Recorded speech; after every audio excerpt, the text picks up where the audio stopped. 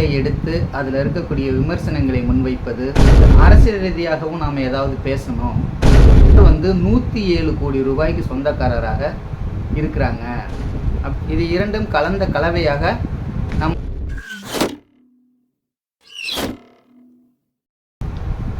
Friends அனைவருக்கும் வணக்கம். நம்ம சேனல் தொடங்கி கிட்டத்தட்ட ஒரு 10 மாதம் ஆகுது.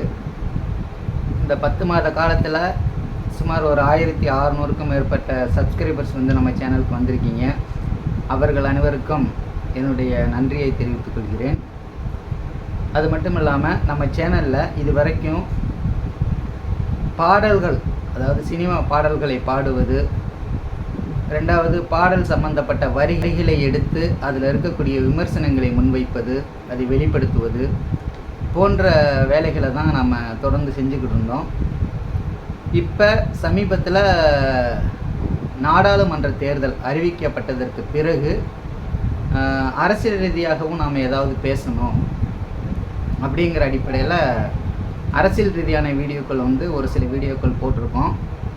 அதை பார்க்காதவங்க கண்டிப்பாக பாருங்கள். இப்போ அதன் தொடர்ச்சியாக தான் இப்போ என்ன செய்கிறோம் அப்படின்னாக்கா, ஒரு சில வீடியோக்கள் பாடின வீடியோக்களையும் போடுறோம். அதே நேரத்தில் அரசியல் சம்பந்தப்பட்ட வீடியோக்களையும் போடுறோம். இது இரண்டும் கலந்த கலவையாக நம்மளுடைய சேனலை வந்து கொண்டு போகலாம் அப்படிங்கிற அடிப்படையில் தான் இப்போ நம்ம தொடர்ந்து வீடியோக்களை போட்டுக்கிட்டு இருக்கோம். உங்களுடைய ஆதரவுக்கு மிக்க நன்றி. தொடர்ந்து ஆதரவு தாருங்கள்.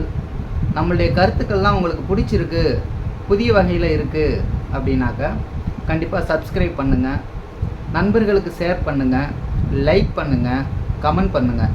ஏன்னா நீங்கள் போடக்கூடிய ஒவ்வொரு லைக்கும் 5 நபர்களுக்கு இந்த வீடியோவை வந்து கொண்டு போய் சேர்க்கும், யூடியூபே வந்து கொண்டு போய் சேர்க்கும். அதனால் பார்க்கக்கூடியவர்கள் பார்த்துட்டு அப்படியே கடந்து போகாமல் லைக் பண்ணுங்கள், கமெண்ட் பண்ணுங்கள், சப்ஸ்கிரைப் பண்ணுங்கள். இப்போ நாம் இன்றைக்கி பேச வேண்டிய விஷயம் என்னவோ அதை பற்றி நம்ம பேசலாம். முதல் விஷயம் என்ன அப்படின்னாக்கா, இப்போ நடந்து முடிந்த நாடாளுமன்ற தேர்தலில் மோடி அவர்கள் 3வது முறையாக ஆட்சி அமைத்து விட்டார். அவரோடு சேர்ந்து 71 எம்பிக்கள் அமைச்சர்களாக பதவியேற்றிருக்கிறாங்க. அவர்களை பற்றிய பல வரலாறுகள் எல்லாம் பல தொலைக்காட்சிகளில் பேப்பர்கள் எல்லாம் நீங்கள் பார்த்துருப்பீங்க. ஆனால் வெளிவராத சில வரலாறுகள் அவர்களை பற்றி இருக்குது. அது ரொம்ப பெரிய விஷயம்லாம் எதுவும் கிடையாது. அப்போ அந்த 71 பேரில் 99% பேர், 99% பேர் வந்து கோடீஸ்வரர்கள் அப்படிங்கிற ஒரு விஷயம் வெளியே வந்திருக்கு. கோடீஸ்வரர்கள்னால் ஏதோ 1 கோடி 2 கோடி வச்சுருக்கக்கூடியவர்கள் அப்படிங்கிற மாதிரி இல்லை. சராசரியாக பார்க்கும் பொழுது ஒரு நபர் வந்து 107 கோடி ரூபாய்க்கு சொந்தக்காரராக இருக்கிறாங்க அப்படிங்கிறது தான் நமக்கு கிடைத்திருக்கக்கூடிய இந்த செய்தி. இதில் ஒரு 71 எம்பிக்களில் 28 எம்பிக்கள் அவர்கள் வந்து குற்ற பின்னணி உடையவர்கள். அதாவது அவர்கள் மீது கொலை முயற்சிக்கான குற்றம் இருக்குது, கொள்ளையடிக்கப்பட்ட குற்றங்கள் இருக்குது. இது போன்ற பல குற்றங்களில் ஈடுபட்டவர்கள் 28 பேர் இன்னைக்கு அமைச்சர்களாக இருக்கிறார்கள். இப்போ ஏன் இந்த விஷயத்தை நம்ம பேச வேண்டி இருக்குது அப்படின்னாக்கா, இது வந்து பெரும்பாலும் எந்த ஒரு சேனல்ஸும் தொலைக்காட்சிகளும் சொல்லலை. வே டூ நியூஸ் அப்படிங்கிற அந்த ஒரு ஆப்பை தான் வந்து இந்த விஷயத்தை வெளியே கொண்டு வந்திருக்கிறாங்க. மற்ற இதில் வந்திருக்கா என்ன அப்படிங்கிறத பற்றி எனக்கு தெரியலை. சரி, ஓகே. இப்போ ஏன் இதை நம்ம சொல்ல வரோம் அப்படின்னாக்கா, இது போன்ற ஒரு 107 கோடி ரூபாய் வைத்திருக்கக்கூடிய ஒரு அமைச்சர் தான் தேர்தலில் நிற்கும் பொழுது பல கோடிகளை வந்து செலவு செய்திருப்பார். இந்த செலவு செய்த பணத்தை திருப்பி எப்படி எடுப்பது என்பதை யோசிப்பாரா, அல்லது மக்களுக்கு எப்படி நன்மை செய்வது என்பதை யோசிப்பாரா? இப்போ சாதாரணமாக ஒரு தொழில் செய்யக்கூடிய நாமளே ஒரு 100 ரூபாய் போட்டு முதலீடு போட்டு ஒரு பொருளை வாங்குகிறோம் அப்படின்னா குறைஞ்சது ஒரு 110 ரூபாய்க்கோ அல்லது 120 ரூபாய்க்கோ விற்கணும் அப்படின்னு தானே நம்ம நினைப்போம். லாபத்திற்காகத்தானே தொழில் செய்வோம். அப்படிங்கும் பொழுது பல கோடி ரூபாய்கள் செலவு செய்து ஜெயிச்ச அந்த எம்பி பதவியை வைத்துக்கொண்டு இவர்களும் அதே போல தானே கணக்கு போடுவாங்க. ஏற்கனவே அதுதானே நிலைமை. இந்தியாவில் இருக்கக்கூடிய 70% மக்களிடம் இருக்கக்கூடிய சொத்துக்களும் ஒரு 200 முதலாளிகள்கிட்ட இருக்கக்கூடிய சொத்துக்களும் ஒரே அளவில் இருக்கு அப்படின்னா மக்களுடைய வாழ்நிலை வந்து எப்படி இருக்கு அப்படிங்கிறத நம்ம யோசிச்சு பார்க்கணும்ல. இப்ப இப்படிப்பட்ட மனநலம் கொண்ட முதலாளித்துவ கட்டமைப்புக்குள்ள இருக்கக்கூடிய இந்த நபர்கள் லாபத்தை நோக்கி தான் போவார்களே தவிர கண்டிப்பாக மக்களுக்கு நன்மை செய்ய மாட்டார்கள். கடந்த 10 ஆண்டுகள்ல கேஸ் விலையை வந்து 1200 ரூபாயாக மாத்தினாங்க, பெட்ரோல் விலையை 110 ரூபாயா மாத்தினாங்க, டீசல் விலையை 100 ரூபாயா மாத்தினாங்க, வெங்காயம், வெள்ளைப்பூண்டு, அரிசி உள்ளிட்ட பொருட்களை ஜிஎஸ்டி வரியை போட்டு 70 ரூபாய், 80 ரூபாய், 150 ரூபாய், 200 ரூபாய் இந்த மாதிரியெல்லாம் விலைகளை ஏற்றி இருக்கக்கூடிய இதே அரசு தான் மீண்டும் பதவி ஏற்றிருக்கு. நிதியமைச்சர் கூட அவர்களே பதவி ஏற்றிருக்கிறாங்க. அப்படிங்கிறப்ப இனி வரும் காலம் என்பது நமக்கு போதாத காலமாகத்தான் இருக்க போகுது. என்ன காரணம் அப்படின்னா, இந்த அமைச்சர்களும் சரி, இந்த எம்பிக்களும் சரி, மக்களுக்கு எந்த நன்மையும் செய்ய மாட்டாங்க. அப்ப எதிர்கட்சி என்பது ஒரு பலமான ஒரு எதிர்கட்சியாக இன்னைக்கு இருக்கு. 234 சீட்டு கொண்ட எம்பிக்களை கொண்ட எதிர்கட்சி இருக்கு. இருந்தாலும் ஒரு சட்டத்தை அமுல்படுத்துவதற்கு பெரும்பான்மை என்பது ஆளும் கட்சிக்கிட்டே இருக்கு. பெரும்பான்மை 291 சீட்டு வந்து அவங்க கிட்டே இருக்கு. எந்த ஒரு சட்டத்தையுமே அவர்களால் ஈஸியாக கொண்டு வந்து விட முடியும்.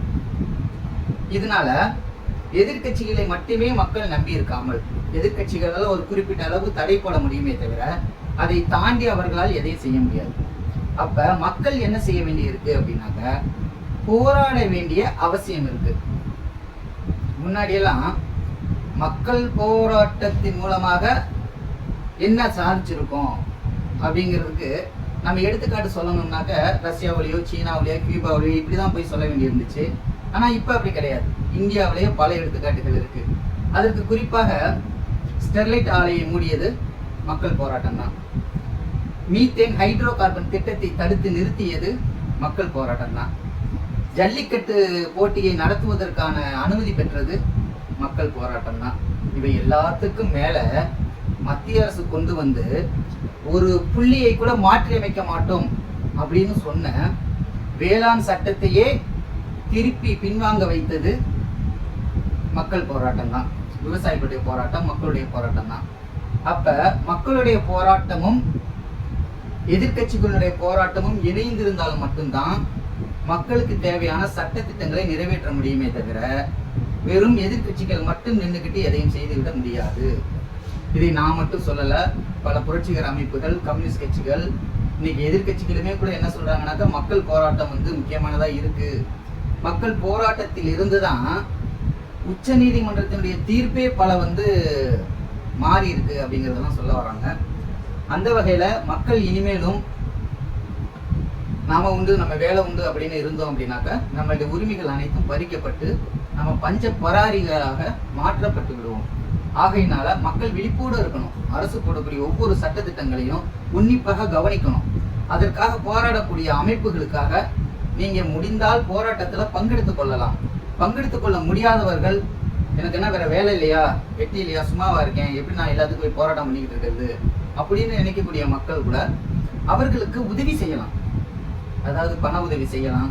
ஒரு 10 நிமிஷம் நின்று அவர்கள் பேசக்கூடிய விஷயங்களை கேட்பதற்கு பார்த்தீங்களா, அதுவே நீங்க கொடுக்கக்கூடிய பெரிய ஆதரவு. ஏன்னா நம்ம எல்லாரும் போராட்டத்துல பங்கெடுத்துக்க முடியாத சூழல்ல இருக்கோம். ஏன்னா அப்படிதான் இந்த கட்டமைப்பு வந்து நம்மளை வச்சிருக்கு. அன்றாடம் வேலைக்கு போனால் மட்டும்தான் வீட்டுல சோறு சாப்பிட முடியும், கடன் கட்ட முடியும் அப்படிங்கக்கூடிய ஒரு சூழல்ல தான் நம்ம வாழ்ந்துகிட்டு இருக்கோம். அப்படிங்கிறது நம்ம எல்லாருக்கும் தெரிஞ்ச விஷயம் தான். அதனால போராட்டத்துல நாம பங்கெடுத்துக்க முடியாது. ஆனால் போராடக்கூடியவர்களை கண்டிப்பாக நம்ம ஆதரிக்க வேண்டும். ஏதோ ஒரு வகையில நம்ம கண்டிப்பாக ஆதரவு தெரிவிக்க வேண்டும். குறைந்தபட்ச அந்த பங்களிப்பை செலுத்தினால் மட்டும்தான் நம்மளுடைய வாழ்க்கையை நிம்மதியாக வாழ்வதற்கு ஒரு வழிமுறையை நம்மளால் ஏற்படுத்திக் கொள்ள முடியும் என்பதை தான் இப்ப நான் வந்து இங்க வலியுறுத்த விரும்புறேன்.